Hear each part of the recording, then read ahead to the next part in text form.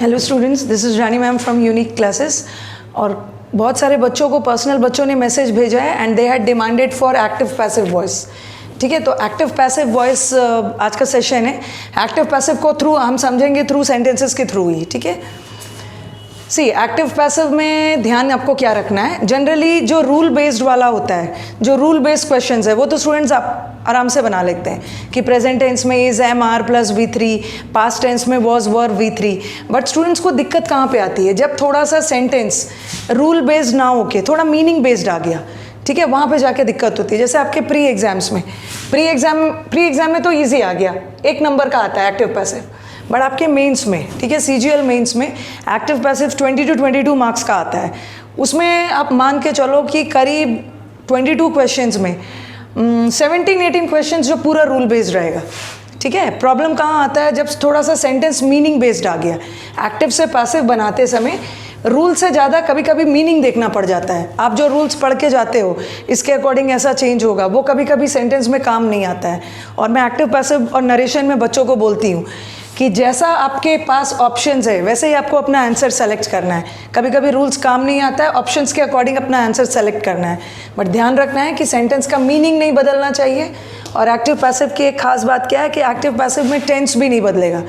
Okay, अगर हमारा sentence past में जा रहा है तो आपको भी पास्ट में रखना है। ठीक है, और ये तो सब स्टूडेंट्स को पता है। एक्टिव पैसिव में एक्टिव का जो ऑब्जेक्ट सब्जेक्ट होता है वो पैसिव का ऑब्जेक्ट हो जाता है, और एक्टिव का ऑब्जेक्ट पैसिव का सब्जेक्ट हो जाता है। तो ये सब तो बहुत सिंपल सेंटेंस में काम आ जाता है। ठीक है, बट कभी कभी सेंटेंसेस थोड़ा सा कॉम्प्लिकेटेड हो जाता है, तो वहाँ थोड़ा सा चीज़ों को देख लेना है, ऑप्शंस कैसा कैसा है। कभी कभी ये भी होता है कि सेंटेंस में 2 वर्ब आ गया। ठीक है, 2 वर्ब आ जाता है और बच्चों को कन्फ्यूजन होता है कि मैम समझ में नहीं आता है कि कौन से वर्ब का थर्ड फॉर्म बनाए, विन का बनाए। विन का जैसे यहाँ पे है, जैसे एक्सपेक्टेड है, ये तो हमारा एक्सपेक्टेड सेकंड फॉर्म है ना। एक्सपेक्टेड का दोनों फॉर्म सेम है। देखो, एक्सपेक्टेड V2 भी है और एक्सपेक्टेड V3 भी है। एक्सपेक्ट का V2 और V3 सेम होता है। बट ध्यान रखना है कि अकेला एक्सपेक्टेड है तो वो कौन से टेंस में कौन से वॉइस में जा रहा है, एक्टिव वॉइस में। अगर इसी एक्सपेक्टेड के साथ इज एम आर होता, is am are was were होता, तो वो एक्सपेक्टेड कौन से टेंस में कौन से वॉइस में जाता, वो पैसिव में जाता। ठीक है, अकेला एक्सपेक्टेड है, पहले तो स्टूडेंट्स को पता करना होगा कि सेंटेंस एक्टिव है कि पैसिव है। क्योंकि आपके एग्जाम्स में सेंटेंस एक्टिव है तो उसका पैसिव बनाने के लिए भी आ जाता है, अगर सेंटेंस पैसिव है तो उसका एक्टिव बनाने के लिए भी आ जाता है। तो सबसे पहले इस चीज़ को ध्यान में रखना है कि you have to know whether the sentence goes in passive और एक्टिव। ये सेंटेंस एक्टिव में जा रहा है क्योंकि एक्सपेक्टेड है। अगर ये पैसिव होता तो एक्सपेक्टेड के पहले is am are was were कुछ आता। ठीक है, बट ये विदाउट इज एम आर के है, दिस गोज इन एक्टिव। अब बच्चों का कंफ्यूजन होता है कि यहाँ भी एक वर्ब है, यहाँ भी in the form of infinitive एक वर्ब है, तो हम एक्सपेक्टेड का इज एम आर एक्सपेक्टेड बनाएं, क्योंकि हमें तो V3 लाना है ना। तो एक्सपेक्टेड का इज एम आर लगा के V3 बना सकते हो, या टू विन का टू बी वन बनाएं। पैसिव बनाने के लिए जैसे हमारा इन्फिनेटिव है टू विन, टू विन को क्या करोगे, टू बी वन, ये भी बन सकता है। फिर आपके दिमाग में आएगा एक्सपेक्टेड है, तो एक्सपेक्टेड का पैसिव बनाने के लिए क्या लगा दोगे, वॉज वर एक्सपेक्टेड। अब कंफ्यूजन है कि किसका बनाए किसका छोड़े। समटाइम्स ऐसा भी सेंटेंस आता है जहां हमें दोनों का पैसिव बनाना पड़ जाता है, इसका भी और इसका भी। समटाइम्स सेंटेंस ऐसा आता है जहां हमें किसी एक का ही V3 बनाना है। ओके, ध्यान से सुनोगे। समटाइम्स एक ऐसा वर्ब आ जाता है जहाँ पे, समटाइम्स एक ऐसा सेंटेंस आ जाता है जहाँ पे सिर्फ एक ही का V3 बनता है। बट समटाइम्स ऐसा सेंटेंस आ जाता है जहाँ दोनों का V3 बनाना होता है। वो देख लेना है कैसे बनाना है, और मीनिंग नहीं चेंज होना चाहिए। अब सेंटेंस के थ्रू क्लियर हो जाएगा। ये देखो, मीनिंग ध्यान रखना है। द ग्रीक्स एक्सपेक्टेड, ये तो सबको पता है कि ग्रीक्स एक्सपेक्ट कर रहे हैं, इसका मतलब है ये सेंटेंस एक्टिव वॉइस में है। ठीक है, ग्रीक के द्वारा एक्सपेक्ट किया जा रहा है, एक्टिव वॉइस में है। और अब हमें इसका पैसिव बनाना। अब बच्चों को लगेगा, देखो बच्चों को क्या लगने वाला है, वॉज एक्सपेक्टेड होगा, यहाँ भी वॉज एक्सपेक्टेड है, यहाँ भी वॉज एक्सपेक्टेड है, यहाँ भी वॉज एक्सपेक्टेड है। पैसिव बनाने के लिए तो वॉज वर लगेगा ही, वॉर तो नहीं लगेगा, वॉज लगेगा। यहाँ भी वॉज एक्सपेक्टेड है, यहाँ भी वॉज एक्सपेक्टेड है। ठीक है, और विन का देखो, विन का टू विन, टू विन में यहाँ पे सिर्फ विन लगा दिया है, यहाँ पे टू बी वन, क्योंकि आपके दिमाग में ये भी तो आएगा ना, टू विन का पैसिव बनाने के लिए बीच में बी लगा के फिर वन कर देंगे। और यहाँ पे दिया है विल विन और यहाँ पे दिया है वुड विन। सबसे पहले तो ऑप्शंस को छांट लेना है। जब भी आप एक्टिव पैसिव अटेम्प्ट करते हो आपको चार में कन्फ्यूजन हो सकता है, तो what you people have to do, first of all you have to eliminate the options. Options छांट लो। ऑप्शन छांटने का एक बहुत अच्छा तरीका है टेंस। एक्टिव पैसिव में टेंस कभी नहीं बदलता है। अगर हमारा सेंटेंस पास्ट में जा रहा है तो ऑप्शंस भी पास्ट में होंगी। अब यहाँ पे देखो ये सेंटेंस किस पे जा रहा है, will, the Greeks will win, और विल तो हमारा फ्यूचर है तो ये तो हमारा हो ही नहीं सकता है। अगर वुड होता तब हम कर सकते हैं, क्योंकि वुड का पास्ट टेंस विल का पास्ट टेंस वुड होता है, ठीक है। वुड होता तो हम इसको सोच भी सकते थे, बट ये तो टेंस ही बदल दिया। इसको पहले एलिमिनेट कर दो। पास्ट में बोला जा रहा है, पास्ट में ग्रीक ने एक्सपेक्ट किया था कि वो इंटरनेशनल ट्रॉफी को जीतेगा। अब नेक्स्ट आ जाओ, वुड ये हमने हटा दिया क्योंकि ये फ्यूचर में चला गया है, टेंस पास्ट में जा रहा है। अब देखो it was expected that the Greeks would win भी पास्ट है, वुड विन यहाँ भी पास्ट है, और आपके दिमाग में आ रहा टू बी वन, हम इन्फिनेटिव का भी तो V3 लगा के बना सकते हैं। अब तीनों आंसर हो सकता है। अब आंसर देखो यहाँ पे, द ग्रीक्स एक्सपेक्टेड। अब मीनिंग पे जाना है। व्हाट आई सेड कि आप कुछ एलिमिनेशन कर सकते हो ग्रामर के बेसिस पे, कुछ एलिमिनेशन मीनिंग देख सकते हो। सेंटेंस का मीनिंग देखो, द ग्रीक्स एक्सपेक्टेड। एक्सपेक्ट कौन कर रहा था, आशा कौन कर रहा था, ग्रीक्स आशा कर रहे थे। ये आशा ग्रीक्स के द्वारा की जा रही थी। ग्रीक्स एक्सपेक्ट कर रहे हैं कि वो जीतेंगे इंटरनेशनल ट्रॉफी को, तो याद रखना है कि ग्रीक्स एक्सपेक्ट कर रहे थे।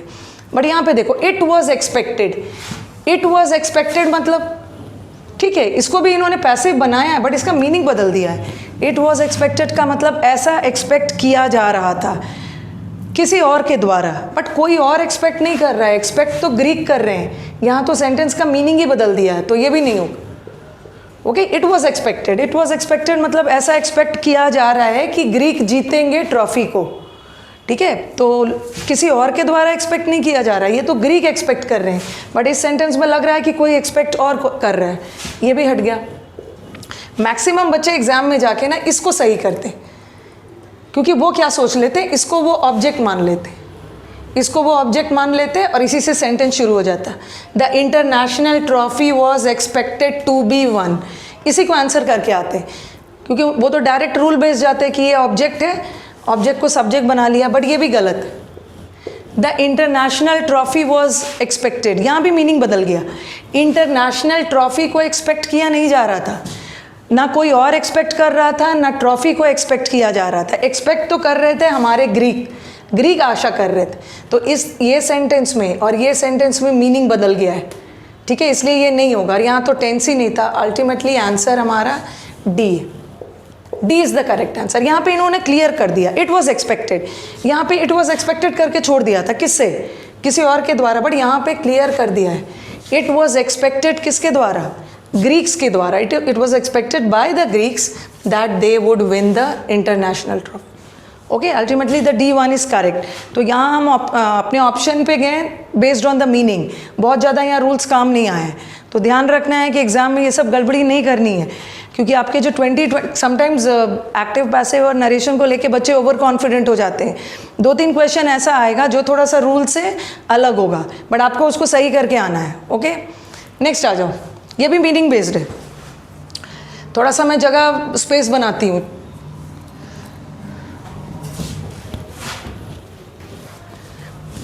सेंटेंस का मीनिंग भी ध्यान में रखना है, अदरवाइज रॉन्ग करके आ जाओगे। Women like men to flatter them, यहाँ भी 2 वर्ब है हमारे पास। अब आपके दिमाग में ये भी प्रेजेंट एक्टिव वॉइस में भी है। This sentence goes in active voice. Understood है कि यहाँ कोई भी V3 नहीं लगा है, ना लाइक का V3 है, ना फ्लैटर का टू बी फ्लैटर्ड है। सेंटेंस एक्टिव वॉइस में, सेंटेंस एक्टिव वॉइस में और हमें पैसिव बनाना है। तो कुछ बच्चों के दिमाग में आएगा लाइक का पैसिव बनाओगे ना, इज एम आर लगा के, लाइक्ड लगा के पैसिव बनाओगे। फिर आपके दिमाग में आएगा कि यहाँ तो एक और वर्ब है टू फ्लैटर, टू फ्लैटर का टू बी फ्लैटर्ड करोगे, क्योंकि 2 + B1 का पैसिव बनाने के लिए बीच में बी लगा के थर्ड फॉर्म लगा देते। दोनों दिमाग में आएगा। अब लगेगा कि किसका बनाना है पैसिव, दोनों का बनाना है या एक का बनाना है। सेंटेंस देखो, women like men to flatter them, ये भी मीनिंग बेस्ड है। वुमेन लाइक, लाइक कौन कर रहा है? वुमेन, वुमेन को पसंद है कि मेन उनको फ्लैटर करे, ठीक है। तो ये लाइक, वुमेन मेन को लाइक नहीं कर रहे हैं, वुमेन लाइक कर रहे हैं। वुमेन को ये, वुमेन लाइक, वुमेन को ये पसंद है, ये सेंटेंस मत चले जाना, क्योंकि सेंटेंस बच्चों के दिमाग में आएगा ना, वुमेन लाइक मेन, वुमेन को मेन पसंद है, वुमेन को मेन पसंद नहीं है, वुमेन ये चीज़ पसंद करते हैं कि मैन उन्हें फ्लैटर करे। तो लाइक कौन कर रहे हैं? वुमेन लाइक कर रहे हैं कि मैन उनकी चापलूसी करे। अब सेंटेंस देखो, अब आप क्या करोगे? ये लगाओगे वुमेन आर लाइक्ड, आप क्या करोगे? लाइक का भी लाइक्ड बनाने की कोशिश करोगे, फ्लैटर का भी टू बी फ्लैटर्ड। ये सेंटेंस पूरा मीनिंग बेस्ड है।